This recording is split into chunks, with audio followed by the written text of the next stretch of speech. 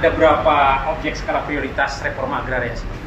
Kalau Bapak, ya, sebetulnya yang disampaikan oleh KPA 2 ya.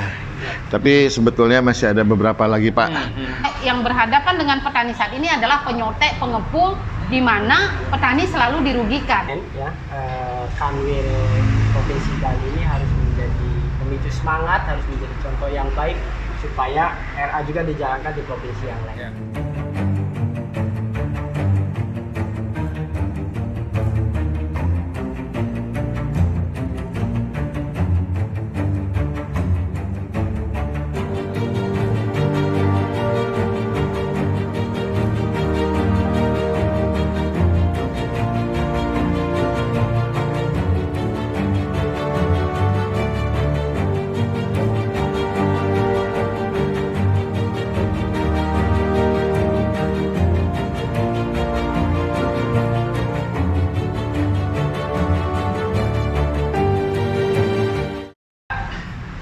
Selamat sore, podcast Netizen Indonesia. Kita lanjutkan di sesi ketiga atau sesi terakhir. Kita masih tetap akan mengeksplorasi soal perjuangan para petani. Selain tadi berjuang untuk mendapatkan aset, tetapi juga persoalan akses berikutnya atau perjuangan dalam konteks mendapatkan akses agraria. Saya ingin bertanya ke Mbak Indra ini. Mbak Indra, nah, euforia ini kan masyarakat Sumber Kelampok masih dalam suasana euforia setelah mendapatkan sertifikat dan lain sebagainya. Dan dalam pikiran saya mungkin mereka belum tergambar konsep apa berikutnya yang akan dikerjakan oleh masyarakat Sumber Kelampok setelah mendapatkan aset itu. Nah, Mbak Indra sebagai salah satu influencer, sebagai salah satu motivator di Desa Sumber Kelampok, ada nggak bayangan konsep apa yang akan dilakukan oleh masyarakat pasca mendapatkan aset? Ya, kalau menurut saya yang perlu diterapkan adalah karena tata kuasanya udah ada penguasaan secara detail di lapangan dan legalitasnya sudah ada, sekalipun belum dikeluarkan sertifikat lahan pertanian untuk pekarangan. Jadi tadi saya dengar KPA bilang ada program yang cukup ideal, yang saya dengar adalah Desa Maju Reforma Agraria. Nah, jadi menurut saya saat ini konsep itulah yang bisa diterapkan karena itu cukup detail dari tata kuasa yang saya dengar, terus tata guna, ada tata produksi, ada tata konsumsi dan juga ada tata distribusinya.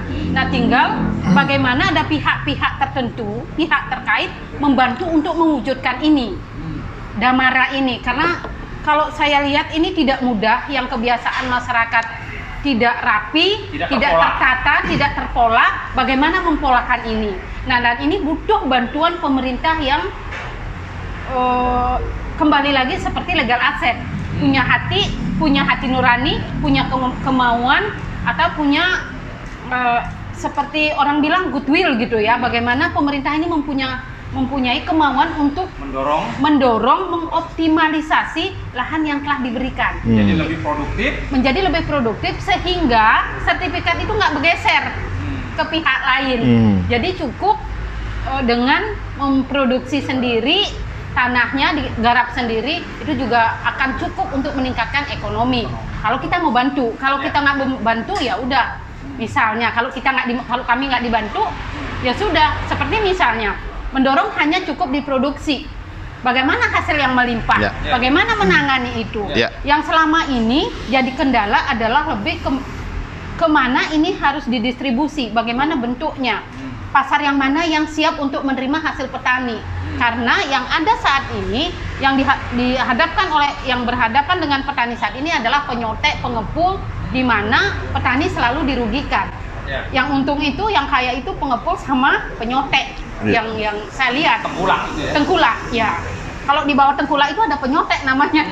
Seperti itu, dia yang menentukan harga, dia yang menentukan semuanya, terus modal dia yang memberikan. Bagaimana kami dibantu untuk memotong mata rantai ini supaya tidak lagi petani hanya sebagai pemproduksi tapi dia tidak menikmati hasilnya secara optimal, sehingga dia tetap miskin. Yang kaya adalah pengepul atau tengkulak ini. Seperti itu yang ada saat ini. Nah, ke Pak Kanwil nih, Pak Kanwil, ini ternyata masyarakat masih membutuhkan Siap. political will atau goodwill dari pemerintah untuk mensupport ya pengembangan berikutnya pasca pemberian aset agraria. Ya. Gimana tuh Pak kira-kira? Jadi betul sekali, dan itu juga memang konsep reforma agraria itu tidak hanya aset reform, tapi juga akses reform. Tidak hanya bagaimana petani bisa memperoleh aset atau penguatan asetnya, tapi juga penguatan aksesnya untuk hal-hal yang memungkinkan dia memanfaatkan tanahnya secara optimal untuk kesejahteraan. Jadi gugus tugas reforma agraria ini masih terus berjalan, Pak, baik di tingkat pusat, provinsi, dan kabupaten kota. Ya. Di Buleleng juga sudah dibentuk, di provinsi juga terus kita dorong, dan Asukare alhamdulillah rekan-rekan dari dinas terkait sangat-sangat bersemangat. Kita berapa kali meskipun suasana pandemi kita hanya bisa lewat Vicon, sudah terbangun kesepahaman dari dinas pertanian, dinas UKM, koperasi, gitu ya. Nanti kita akan adakan pemetaan sosial apa yang paling cocok di sana, baik itu kegiatan pertanian maupun non pertanian. Misalnya, mana tahu ada potensi lain di situ, apa kerajinan atau apa. Yang jelas pertanian kita cari komunitas yang cocok.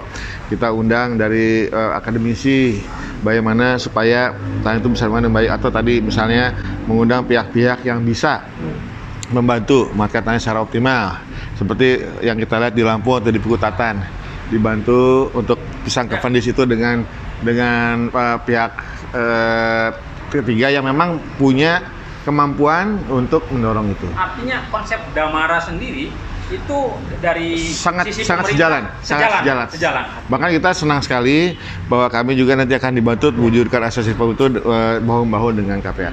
Dan kita juga dalam merancang, ini mohon maaf, kenapa kita perlu juga merancang ini selain juga memperhatikan kearifan lokal gitu ya.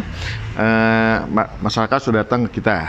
Kita juga turunkan tim ke sana untuk membantu merancang, menata alokasi tanah warga itu. Jadi jangan hanya tanahnya saja Pak dihabiskan, nanti jalannya sempit, repot Pak. Tetap harus dialokasikan jalan-jalan yang memadai.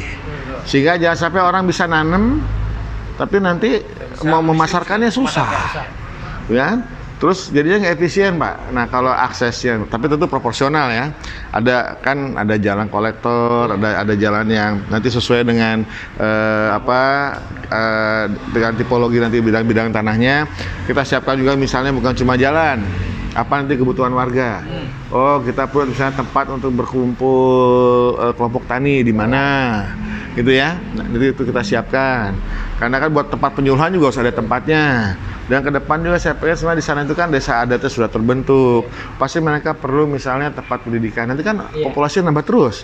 Satu saat mungkin anak-anaknya tambah besar ya. Pada mereka sekolah juga kemana-mana. Mungkin kita bisa siapkan lahannya untuk misalnya tempat ibadah mungkin sebagian udah ada ya. Masjid, pura, saya udah lihat dan sudah cukup tersedia. Mungkin setelah berkembang nanti di sana tempat pendidikan misalnya gitu ya. Nah ini yang kita harapkan Pak, kita bisa tata dengan baik sehingga ke depan kita bisa melihat nanti dia berkembang sesuai dengan apa yang kita harapkan. Baik pertanian ataupun non pertanian, kalau itu kita tata, nggak usah jauh-jauh lah Pak. Di Denpasar ini 40% berkembang karena LC, konsolidasi tanah, gitu ya. Nah kalau di sana ditata dengan baik, saya yakin tanahnya akan lebih bermanfaat Pak, dan juga bisa memberikan kesejahteraan yang maksimal, memudahkan masyarakat juga melakukan kegiatan baik pertanian maupun non pertanian. Semua bidang tanahnya bentuknya bagus gitu kan, mudah untuk diolah gitu kan. Nah ini sedang kita konsolidasikan dengan masyarakat supaya menata tanah lahan garapannya pun sudah memperhatikan kaidah-kaidah tadi. Malah Pak Dirjen inginnya kalau bisa sesuai kebutuhan, misalnya kalau diperlukan disuruh dibangun embung Pak untuk menampung air supaya nanti untuk pertanian itu karena pasti butuh air banyak, nah itu bisa disediakan. Nah itu yang sedang kita juga rancang.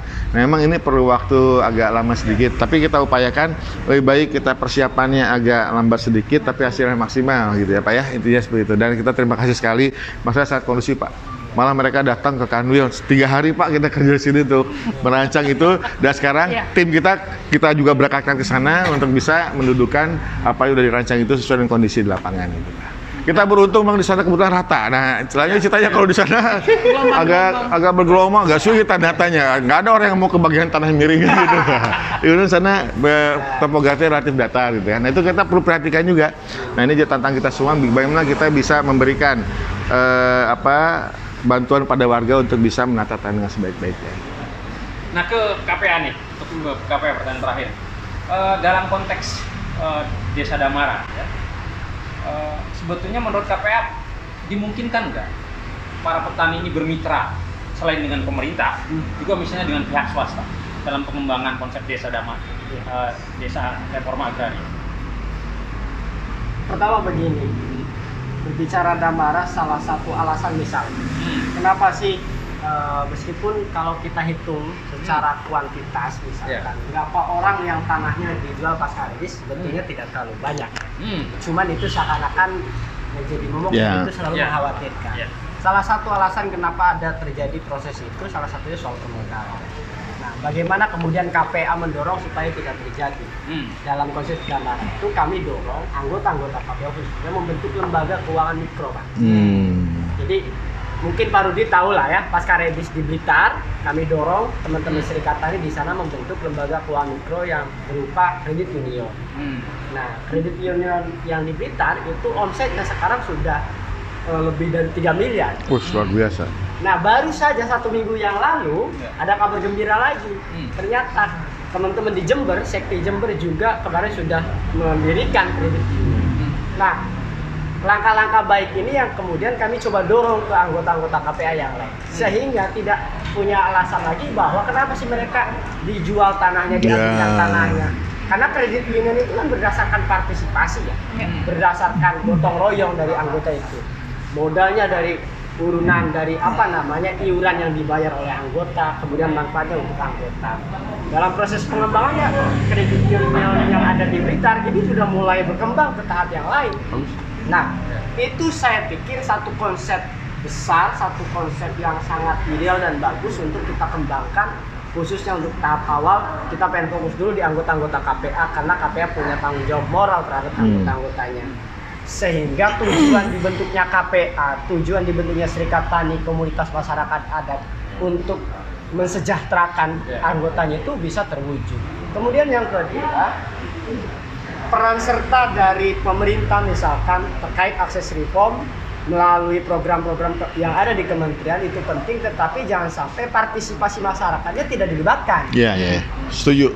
Karena penting partisipasi masyarakat. Kalau program-program yang ada di kementerian itu sifatnya top down, nah saya melihat di beberapa lokasi itu tidak tepat sasaran. Maka saya dibaca di beberapa media misalkan Pak Jokowi 2 hari yang lalu protes banyak embung tapi tidak berguna, gitu kan?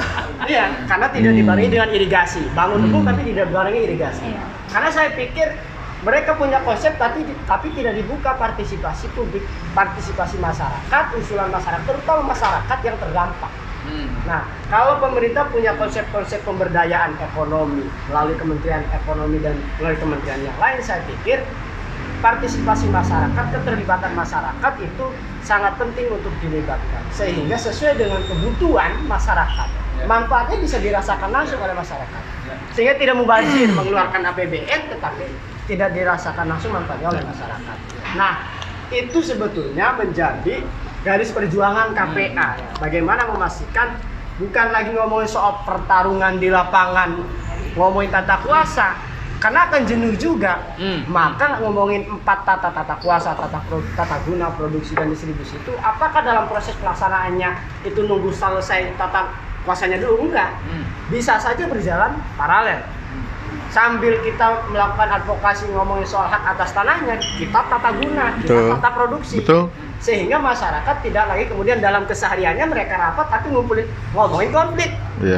Setiap hari ngomongin misalkan yang dianggap musuh dalam tanda kutip ya. Nah, kami dorong supaya sudah mulai ngomongin soal tata produksi dan juga yang lain. Jadi organisasi itu memang benar-benar dirasakan betul manfaatnya oleh si anggota. Nah, kehadiran KPA sebagai provokator itu, Pak. Jadi provokator yang baik. Positif, ya. Jadi sehingga kompor itu berguna untuk memasak bahan mentah sekiranya matang bisa disantap dengan enak. Iya. Kira-kira begitu. Izin nambahkan aja. Nah sebetulnya kalau di Bali ini saya yakin ini bisa lebih jalan. Kenapa? Karena di dalam desa adat Bali, setahu saya ada lembaga namanya Lembaga Pekreditan Desa, Pak. Jadi secara adat sudah ada, tinggal nanti Bapak berikan istilahnya penguatan seperti tadi kredit union gitu kan, dan Sungkare juga dengan dukungan dari pusat, Pak. LPD juga sudah bisa kita layani dengan hak tanggungan elektronik. Jadi tetap kita bisa lakukan pelayanan yang terbaik. Jadi justru nanti Pak, kalau nanti permodal itu lewat LPD bisa difilter. Mana yang kira-kira buat yang produktif atau enggak. Kalau ada yang kesulitan di lembaga desa adat saling membantu sehingga jangan sampai ada yang macet, kredit yang nggak terbayar. Nah ini itu yang dikhawatirkan lebih indah ya. Penyitaan. Nah kayak gini kan sebetulnya nanti komunitasnya nanti yang akan saling bantu karena ini lembaga bagian dari desa adat gitu. Jadi penting dibuat sebuah konsep, Ya. blueprintnya begitu, bagaimana pengembangan berikutnya. Ya. Nah terakhir ini barangkali kepada seluruh narasumber, Pak Kanwil, sebetulnya di Bali ini ada berapa objek skala prioritas reforma agraria sebetulnya? Kalau Pengetahuan Bapak, ini Bapak, ya, catatan Bapak. sebetulnya yang disampaikan oleh KPA 2 ya. Tapi sebetulnya masih ada beberapa lagi, Pak. Cuma ya kita tunggu tanggal mainnya. bukan soal misterius, tapi ini semua masih dalam proses, kan nggak bagus saya sampaikan sekarang, karena ini masih proses, tapi saya yakinkan dan saya juga berterima kasih kepada Pak Gubernur, ada beberapa calon lokasi yang beliau sudah sangat mendukung, Pak. Ya. Tinggal kami lakukan langkah-langkah percepatannya. Mudah-mudahan dalam waktu yang tidak terlalu lama sudah ada kabar baik lagi dari Bali. Nah, mohon dukungan semuanya, mohon doanya. Semoga kita semua diberikan kelapangan, kemudahan, dan bagi pihak-pihak yang menjadi kunci pelaksanaan supaya bisa berjalan dengan lancar juga diberikan keleluasaan dan kelapangan untuk bisa memberikan ruang semuanya bisa berjalan. Gitu. Terima kasih, Pak. Baik, ada yang perlu disampaikan dari Indra sebagai warga masyarakat Sumber Kelampok? Kalau saya sih sebagai warga masyarakat Sumber Kelampok yang sudah tertatih-tatih untuk mendapatkan hak, jadi tetap berharap pemerintah menangani persoalan dengan hati nurani, itu yang paling utama. Itu yang membuat konflik jadi cepat selesai. Ya. Kalau hanya saling lempar, itu nggak bakalan selesai. Itu saja. Terima kasih Bapak Pemerintah. Oke, dari Bang Syam? Ya, Dari sebenarnya KPA? begini. Apa yang sudah dilakukan oleh BPN ya, Kanwil Provinsi Bali ini harus menjadi pemicu semangat, harus menjadi contoh yang baik supaya RA juga dijalankan di provinsi yang lain. Ya. Kami ingat betul bahwa ada 502 lokasi prioritas reforma agraria yang kami sering sampaikan dengan Presiden, sehingga ini perlu kerja cepat, kerja keras, bukan hanya di tingkatan kami KPA, teman-teman serikat juga bagaimana proses keterlibatan pemerintah dalam hal ini Kementerian ATR BPN maupun Kementerian Lingkungan Hidup dan Kehutanan. Nah, pada saat-saat tertentu kalau kita mau bekerja sama, saya pikir sesulit apapun masalah yang tadi disampaikan oleh Pak Rudi, ternyata banyak jalan itu. Mentok di satu jalan, ternyata masih banyak jalan yang lain yang perlu kita coba untuk kita lakukan. Baik. Saya pikir itu sebagai Dari Pak Kanwil ada yang disampaikan lagi? Saya hanya mengutip aja. Ya. Pak Gubernur itu pesannya kerja tulus, kerja lurus, kerja fokus. Nice. Kalau kita niat baik, pasti ketemu orang baik, pasti ada jalannya. Ya. Saya hanya bisa mengucapkan terima kasih untuk semua pihak yang mendukung.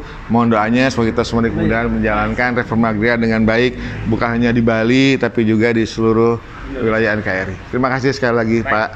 Oke, baik. Pemirsa podcast Netizen Indonesia, tadi kita sudah eksplorasi tentang reforma agraria dan khususnya adalah apa yang sudah terjadi di Sumber Kelampok meskipun belum tuntas dan tahap berikutnya akan diselesaikan.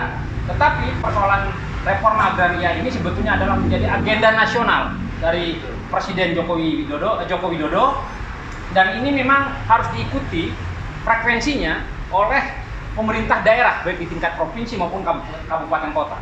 Kalau ini terjadi satu sinkronisasi atau satu frekuensi di antara presiden dengan aparatur di bawahnya, saya yakin percepatan reforma agraria akan segera terwujud. Barangkali itu yang dapat kita sampaikan sore hari ini. Terima kasih semuanya atas kehadirannya Pak Kakanwil. Terima kasih sama-sama. Bang Samsudin dari KPA, kemudian Indrawati dari Sumber Kelampok. Mohon maaf atas segala kekurangannya. Selamat sore, sampai ketemu di edisi berikutnya.